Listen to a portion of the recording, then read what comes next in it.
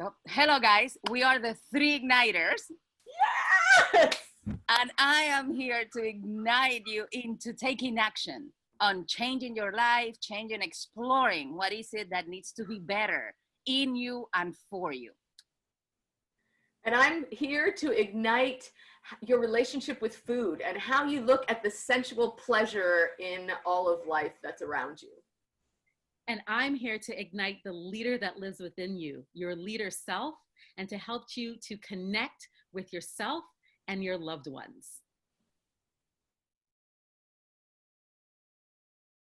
Yeah, in terms of, how we're being polarized. So let's just start there. Where did this come up? Because you feel it more, or just it's pretty evident. It's been in a lot of the conversations that I've been having with people. Mm. It's been coming up about how they've been noticing the polarization within themselves and with conversations that they're having with their friends, with their families, especially within families, right? Who are on one side and they're on the other side. And so they can't, it's coming up in, I can't have a conversation with some of the members of my family or some of my friends because I'm standing here and they're standing here. Right. And there doesn't seem to be any kind of space to engage this difficult conversation. And so for me, what it's brought up is when we don't know how to create space inside ourselves, this is where the polarization begins. And of course, because I believe that every person that I create is an aspect of me, if I'm seeing a polarization in the conversation, it's like, where am I polarized inside myself? Where have I stuck a dividing line inside myself in terms of my beliefs, values, or attitudes? Yeah. So then is it I will use the people that are more open to wanting to have conversation that may be in this. Is it their role to be the opening, right? Because I would look at it for my own self. I'm like, okay, I know where I can feel it because that's part of what we do, and we become more and more aware. So part of it is, okay, breathe and at least allow them to be heard, or say, okay, that is their choice, but it's still our choice how we're going to move forward. And it is with family dynamics. It's incredible. And, not something I live alone, so I don't have it as a day-to-day thing. And I've done a lot of clearing around it, but I know that I've stepping into my own self and really sharing my belief in an honest way. I have such a different impact in my own family's life right now, right?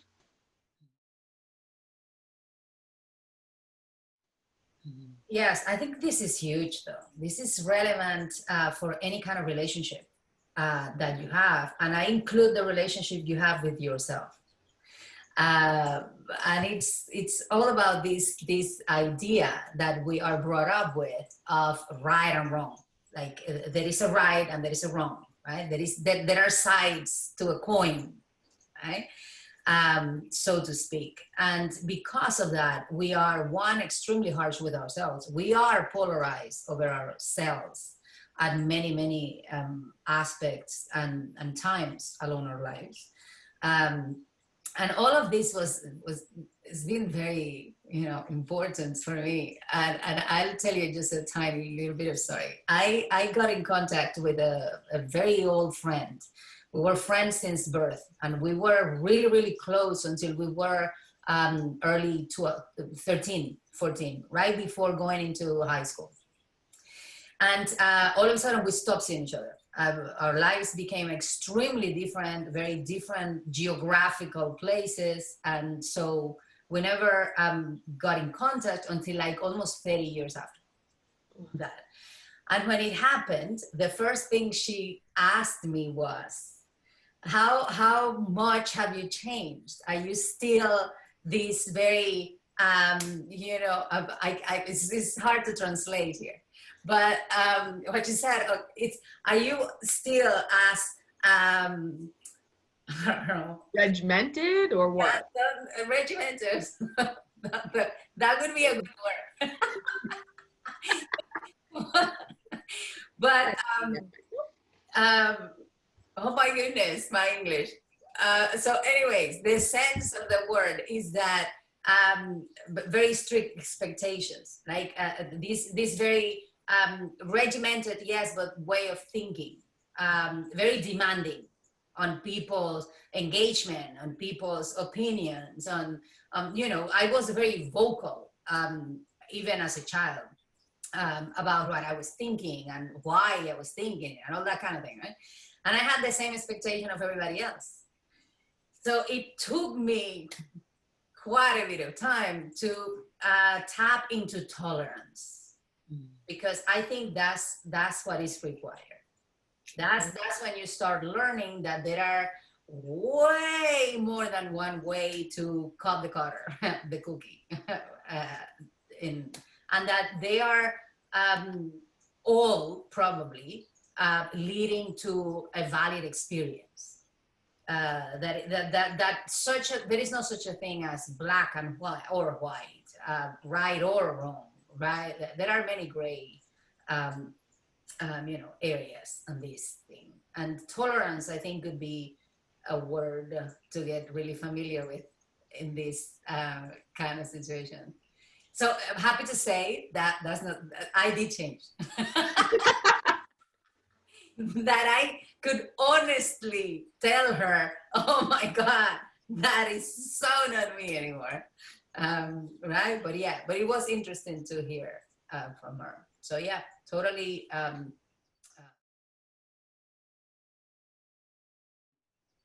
So then what's the advice though? Like look at it, certainly tolerance, but what's the advice that we give to people to say, you know what, how do you, and at least where does it come up for you? You know? Yeah, it's interesting because as Yasmilde was speaking, I had to look up the word tolerance, right? Because again, you know me, words, vibration. And as I looked up the word, the definition, and I hate it when they use the word in the definition. Yeah, I know. Really? Yeah. So, it's funny, whatever you're going to say, but tolerance has this. Right, you know, so it says the ability or willingness to tolerate something, in particular, the existence of opinions or behavior that does not necessarily agree, that one does not necessarily agree with. Mm-hmm. The capacity to endure continued subjection to something, especially a drug, transplant, antigen, or environmental conditions without adverse reaction. Right. And so a lot of negative connotation. Absolutely. Right. You know, because I could feel it. You know, when you said the word tolerant, my body, my whole body too. I was like, wow, that just that means I don't get a choice, right? Like it's yeah, and I don't want to be tolerated. Yeah. Right. Yeah. And I don't think I should have to tolerate someone. Right. So it's fascinating. So new word, please. Right. But it was I have one for you. Okay. I have one for you. And it was really confusing. It was actually the first time that I had to face the challenge of shifting my way of thinking. But another word is compassion.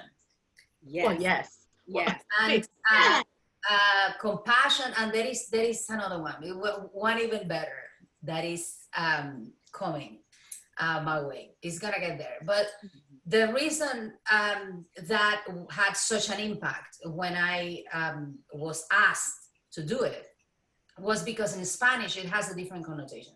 The word is used differently.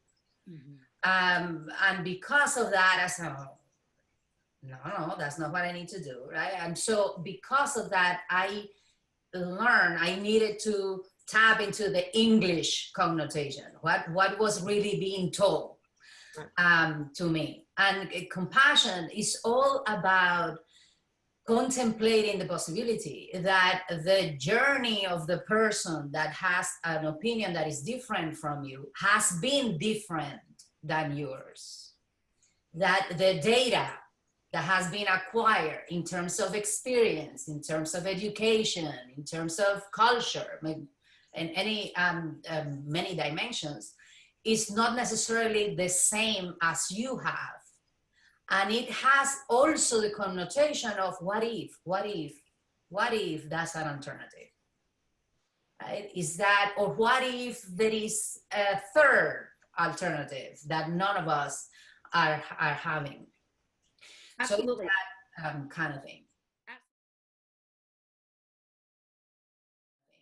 absolutely. I think, in the polarization conversation, and to address your question, Donna, about, what can we do? Mm-hmm. I think the first place for me is to start with, where's the and? Because in the polarization conversation, it's an either or, right? It's this stance or this stance. I stand here and you stand there. Whereas I think if we can be willing to be compassionate mm-hmm. with ourselves and another, and just explore the possibility of there's an and. Yeah. Doesn't mean we have to come up with what the and is. Yeah. It's just to know, right, I'm standing here and you're standing there, and there is a space for us to meet mm-hmm. in between there somewhere. Yeah. And there has to be a willingness for each person in that conversation, if they're both willing to have the conversation, to be there. I think what's happening is people aren't even engaging the conversation because of the story they're telling themselves inside themselves about the polarization. Exactly. I can't have this conversation with you because. Right. Yeah. Yes. Yes. So I say, as an invitation, begin to shift the story. Right. Maybe, am I willing to have a conversation to hear where you are so we can see where the end is? Well, Exactly. Exactly. When we speak of compassion, I know for me, and I mean, we've all been through it, right? Exactly what we're talking about, the polarization, whatever. But when you talk about compassion, it's until I had so much more self-compassion and could see it in myself and be like, okay, hold on a second, because back to your point, Yasmilde, from 13 till 30 years later, if you didn't change, right? But a lot of times we aren't realizing or giving ourselves credit for how much we've changed. And again, huge journey that I think we've all been exploring, and we will continue to. But it's until we see that compassion in ourselves to be like, oh my God, yeah, right? How can we give it to another, right? In that other compassionate space, right? With the very open heart to say, you know what? Right. This is growth. So you see, compassion and tolerance are two of the things that allow you to give space to the shift.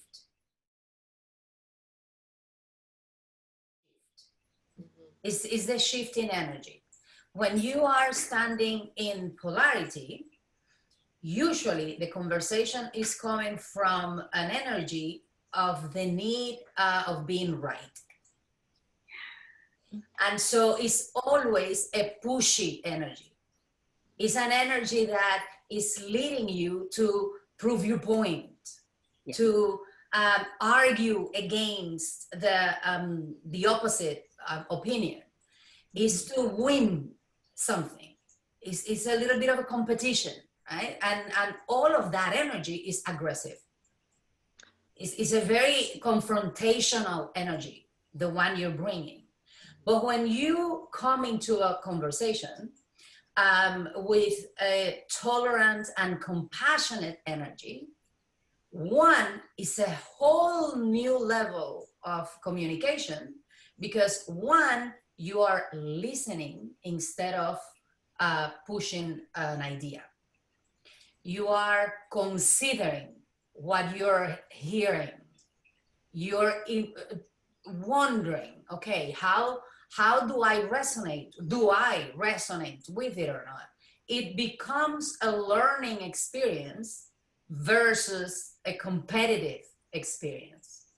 And because of that, it has an even bigger connotation, is because when you are squarely, sitting in one side of the fence, you're not learning. You are assuming you know, right? Yeah, go ahead, Donna. Well, it's because how often are you in those situations where you feel like, hold on, maybe I need a minute. Like, this is potentially a lot to process.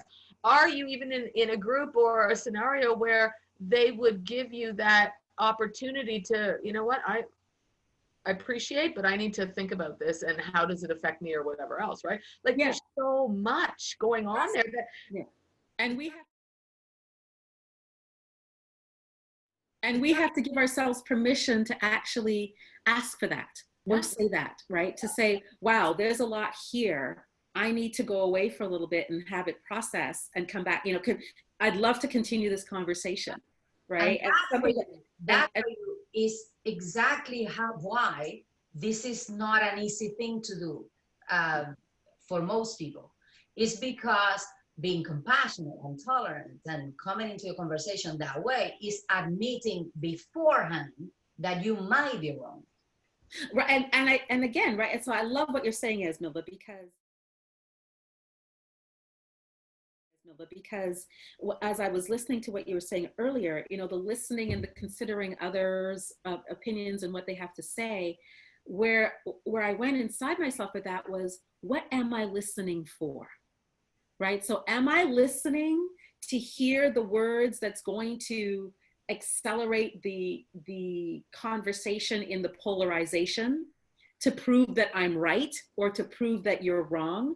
Or am I listening so that I can have a deeper understanding of where you're coming from? And I think that's so important for us in these polarization conversations, is when I'm going into a conversation or engaging in a conversation, what's my intention?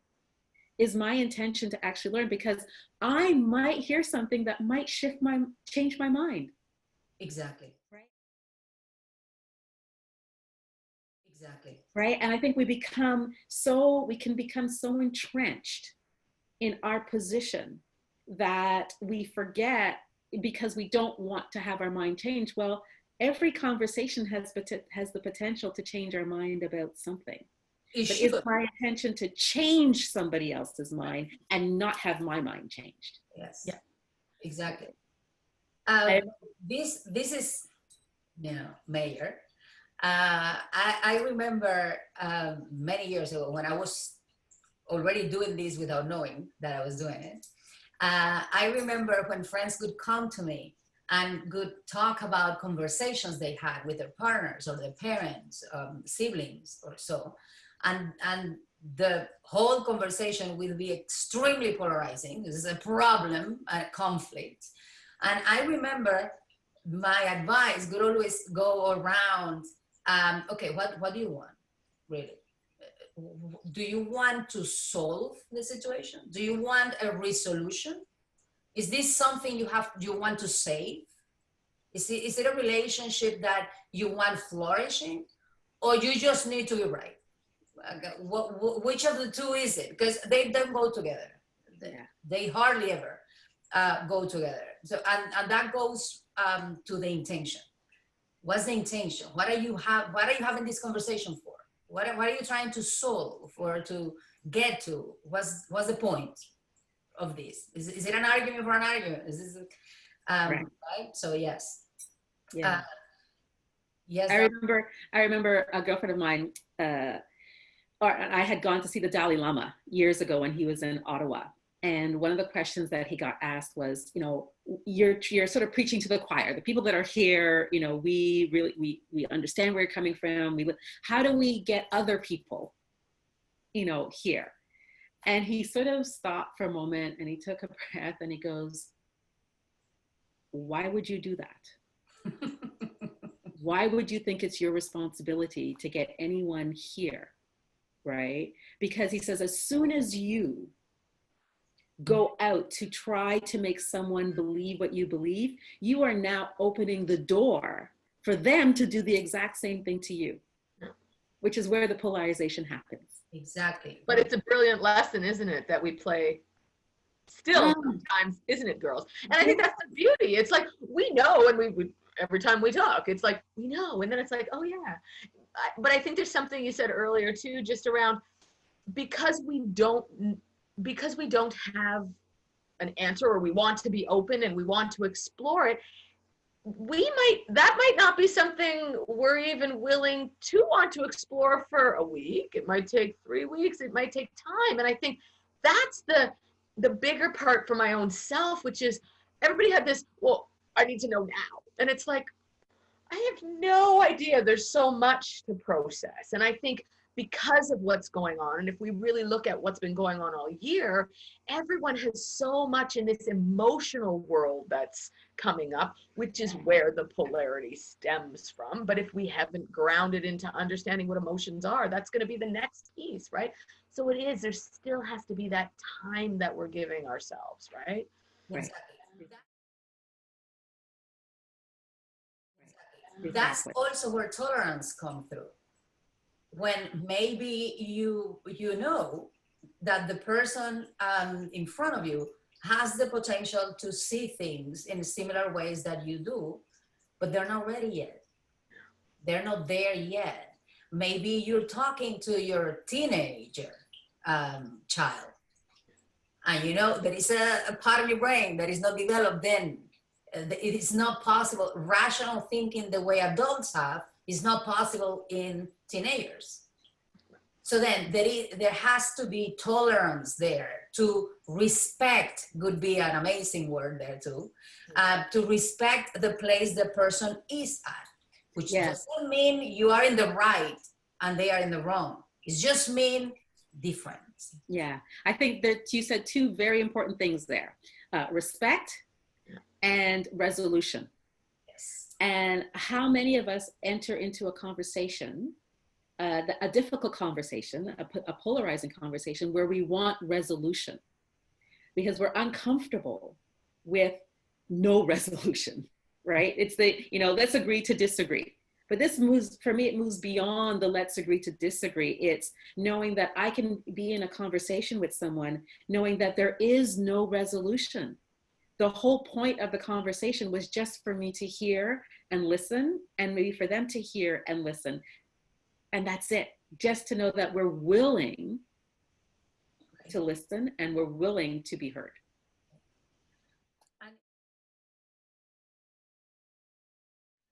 And you mentioned before this of what are you listening for, right? Mm-hmm. That is so, my God, I've been so interested in that for a gazillion amount of years. But the first dissertation, master's dissertation that I defended was back in 2000.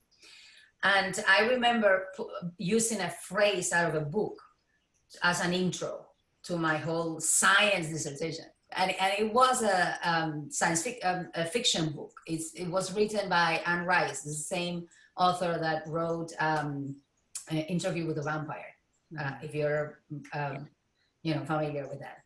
And the whole thing was a passage, a very small piece of a conversation between two characters. One had been looking for the other one for a very long time, years. As the same as to many other people. But this creature decided to reveal himself to this specific character. And so the character asked, why me? Why did you reveal to me and not the gazillion other people that have been searching for you? And the answer changed my world as a scientist, even. The answer was something like, because you were really asking. To really ask is to be open to the whirlwind, to the possibility of the answer totally destroying the way you see the world, the way you have felt until that moment. Most people don't really ask. They are just looking for validation, for an answer that they already have in their heads, that they want to hear from somebody else. But you were really open for an answer. So oh my God, this could take us into a totally different conversation. As you said that, it's like the question of how are you, right? Oh God.